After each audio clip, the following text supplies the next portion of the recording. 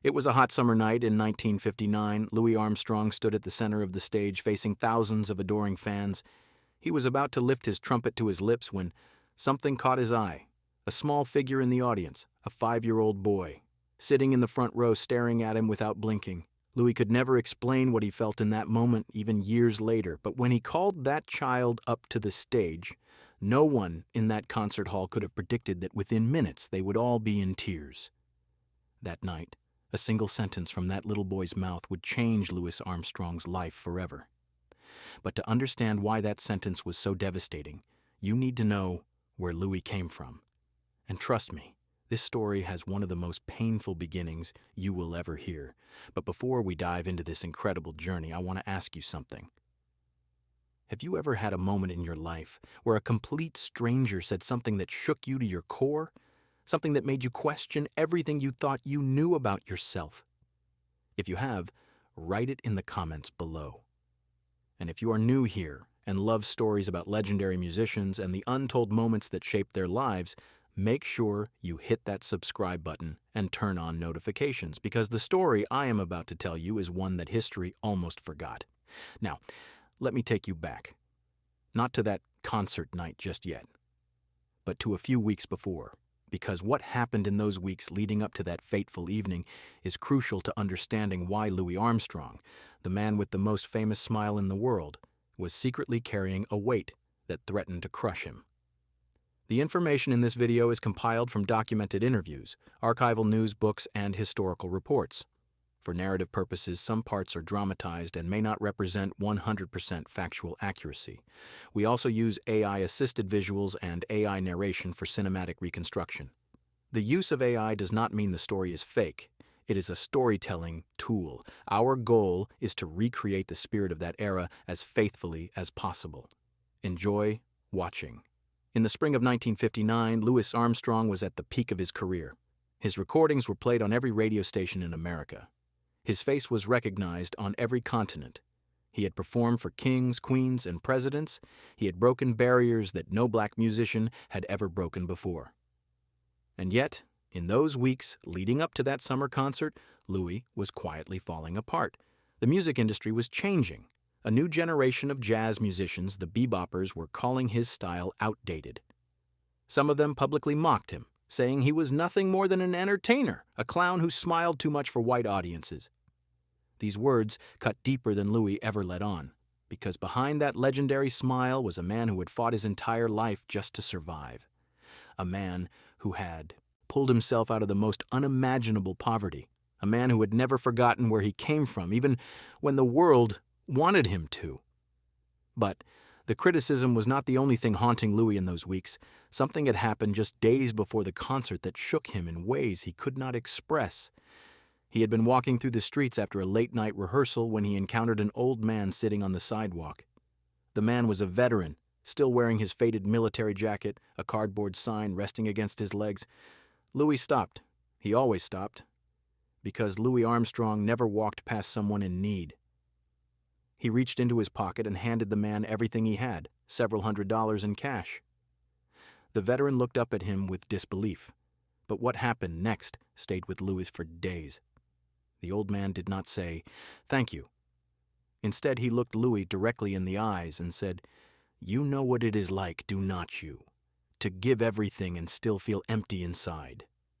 Louis did not respond. He simply nodded, patted the man on the shoulder, and walked away. But those words echoed in his mind for weeks, because the veteran was right. Louis Armstrong, the man who had everything, still felt empty. And he did not know why. To understand this emptiness, we need to go back to the very beginning, to a time before the fame, before the trumpet, before the smile that would become his trademark. We need to go back to New Orleans in the year 1901. Louis Armstrong was born into a world that did not want him. His father, William Armstrong, abandoned the family almost immediately after Louis was born. His mother, Mary Albert, was only 15 years old and completely unprepared for motherhood. Within months, she too would leave, passing Louis off to his grandmother, Josephine Armstrong. The neighborhood where Louis grew up was known as the Battlefield. It was one of the most dangerous areas in all of New Orleans. Poverty was everywhere. Violence was common. And for a young black child in the early 1900s, the future held almost no promise. But Louis was different. Even as a small child, he had a light in his eyes that others noticed. He would sing on street corners for pennies. He would dance for tourists in the French Quarter. He did whatever it took to survive. And somewhere along the way, he fell in love with music. The sounds of New Orleans were unlike anything else in the world. Jazz was being born in those streets, in those dance halls, in those funeral processions. And Louis absorbed it all. He did not have a trumpet yet. He did not even have proper shoes. But he had something that no amount of money could buy. He had an unbreakable spirit, a determination that would carry him through the darkest moments of his life. When Louis was 11 years old, everything changed. It was New Year's Eve, 1912. Louis had gotten his hands on a small pistol, and like many children in his neighborhood, he fired it into the air to celebrate the new year. But unlike the other children, Louis was caught. And because he was black, because he was poor, because he had no one to speak for him, he was sent to the colored waif's home for boys. It was a reform school, a place designed to break the spirits of young boys and turn them into obedient laborers. But for Louis, it became something else entirely. It became his salvation. Because it was there, within those cold walls, that Louis Armstrong first picked up a trumpet. The music teacher at the reform school, a man named Peter Davis, saw something special in Louis. He gave him his first formal music lessons. He taught him discipline, technique, and most importantly, he taught him that music could be a way out.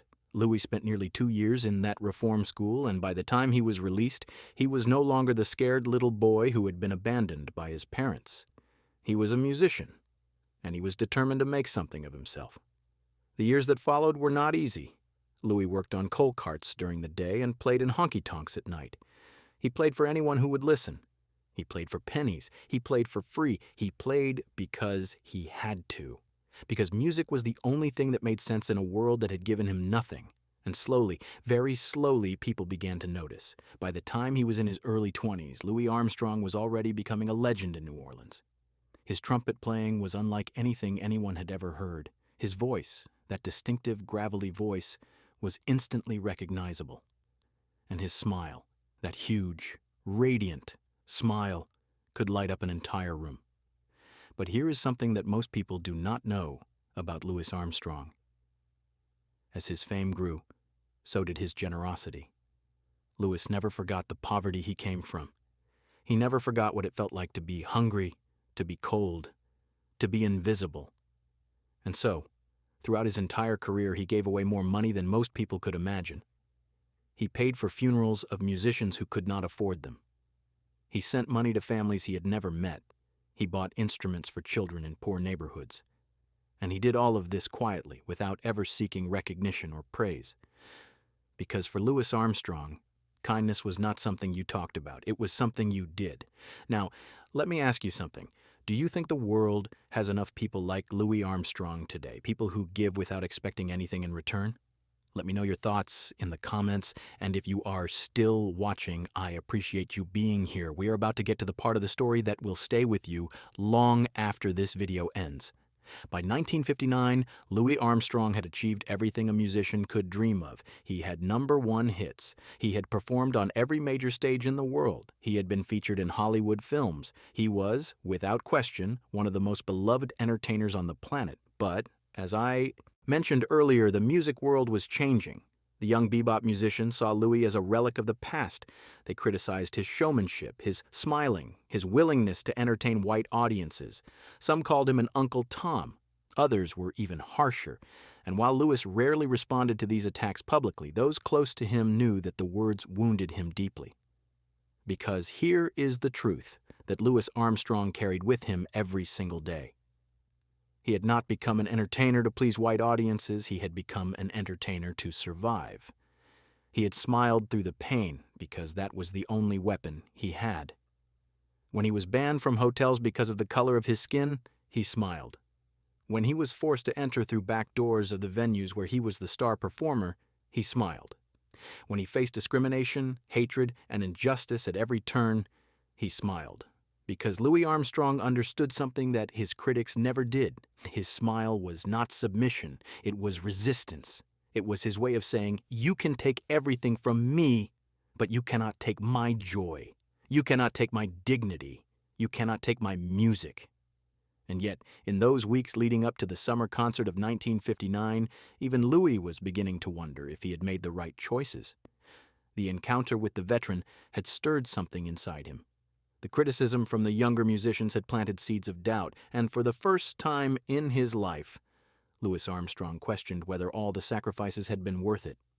He had given so much, to his music, to his fans, to strangers on the street. But what had he received in return? Fame, yes. Money, yes. But happiness, that was a question Louis was not sure he could answer. The night of the concert arrived. It was a warm evening, the kind of night where the air feels thick with possibility. Louis arrived at the venue early, as he always did. He liked to walk the stage before the audience arrived. He liked to feel the space, to imagine the energy that would soon fill it. But on this particular night, something felt different. There was a heaviness in his chest that he could not explain, a sense that something was about to happen. He dismissed it as nerves, something he had not felt in years, and began his preparations. The concert hall filled quickly. Thousands of people packed into every seat, every standing space, every corner of the venue. They had come to see a legend. They had come to witness greatness. And Louis Armstrong was determined to give them exactly that.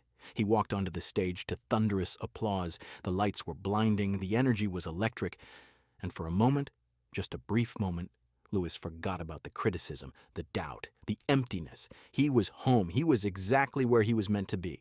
The first half of the concert was flawless. Louis played all the hits. Hello, Dolly, What a Wonderful World, When the Saints Go Marching In. The audience sang along, danced in their seats, and cheered after every song. It was everything a performer could ask for. But then, during a brief pause between songs, something happened that would change the course of the evening. Louis was wiping his forehead with his trademark white handkerchief when his eyes drifted to the front row. And there, sitting perfectly still among the swaying crowd, was a small boy. He could not have been more than 5 years old. He was dressed in simple clothes, clearly not from a wealthy family, but what struck Louis was not the boy's appearance. It was his eyes. Those eyes were fixed on Louis with an intensity that seemed impossible for a child so young. There was no excitement in those eyes, no childlike wonder. There was something else, something that made Louis's heart skip a beat. Without thinking, without planning, Louis did something he had never done before in his entire career. He stopped the show. He walked to the edge of the stage, crouched down, and extended his hand to the little boy. The audience fell silent. No one knew what was happening. The boy's mother, sitting beside him, looked shocked and uncertain. But the boy himself showed no hesitation. He took Louis's hand and allowed himself to be lifted onto the stage. For a moment, the two of them just stood there, the legendary Louis Armstrong and this unknown 5-year-old child, standing together under the spotlight in front of thousands of people who had no idea what they were about to witness. Louis knelt down so he was eye level with the boy. He asked him his name. The boy answered quietly, too quietly for the audience to hear. Louis smiled, that famous smile, and asked the boy if he liked music. The boy nodded.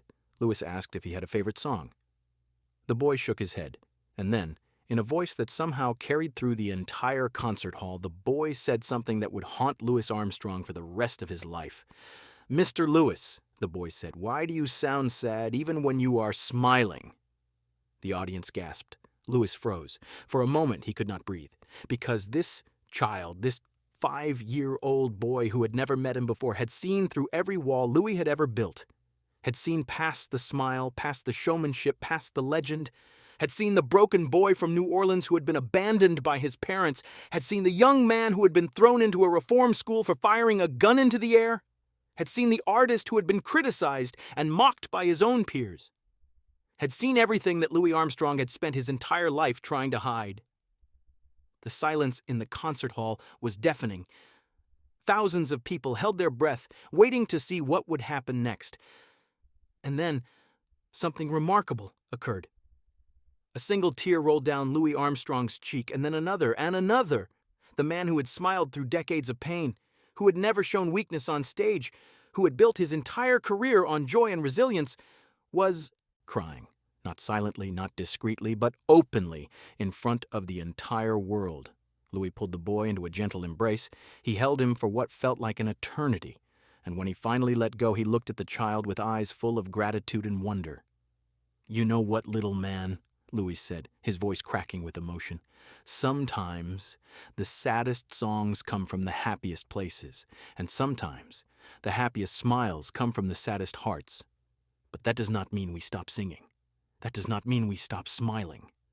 Because someone out there needs to hear our song. Someone out there needs to see our smile. And tonight, I needed to hear yours." The audience erupted, not in applause, not in cheers, in tears. Thousands of people crying together, united by a moment of pure, unfiltered humanity. Louis picked up his trumpet, still holding the boy's hand, and began to play. It was not any of his famous songs. It was something new. Something improvised, something that had never existed before and would never exist again. It was the sound of a man who had finally allowed himself to be seen. The sound of a lifetime of pain being released. The sound of healing. When the song ended, Louis escorted the boy back to his mother, but before he let go, he whispered something in the child's ear. No one else heard what was said.